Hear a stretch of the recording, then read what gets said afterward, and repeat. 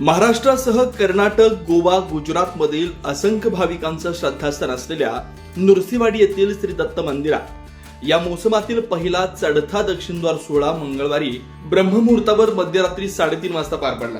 यावेळी मध्यरात्री उपस्थित श्री दत्त भाविक भक्तांनी दत्त नामाचा गजर करत दक्षिणद्वार सोहळ्यात पुण्यस्नान पर्वणीचा लाभ घेतला।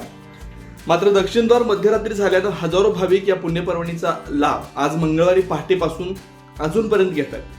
सोमवारी रात्री कृष्णेचं पाणी श्री दत्त मंदिराच्या गाभाऱ्यात शिरलं।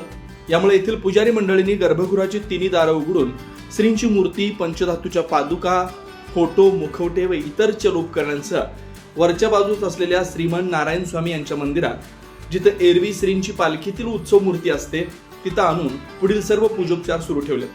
मंगळवारी मध्यरात्री अथवा पहाटे दक्षिणद्वार सोहळा होऊ शकतो याची सोशल मीडिया व मोबाईलवरून माहिती मिळाल्यानं हजारो भाविक नृसिंहवाडीत आले होते। मंगळवारी मध्यरात्री 3:30 वाजता कृष्णमाईनं श्री दत्तप्रभूंच्या चरणांना स्पर्श करून आपल्या संत वाहणाऱ्या धारेनं श्री मनोहारी पादुकांवर जलाभिषेक घालून दक्षिणद्वार सोहळा पूर्ण केला। या पवित्र सोहळ्यात महाराष्ट्रासह कर्नाटक, गुजरात आदी राज्यातील हजारो श्री दत्त भाविक भक्त स्नान करून पवित्र पुण्यस्नान पर्वणीचा लाभ घेत आहेत। दक्षिणद्वार सोहळ्यानिमित्त होणारी भाविकांची गर्दी लक्षात घेऊन श्री दत्त देवस्थान समितीनं सुरक्षेच्या आवश्यक त्या सर्व उपाययोजना सज्ज ठेवल्या होत्या।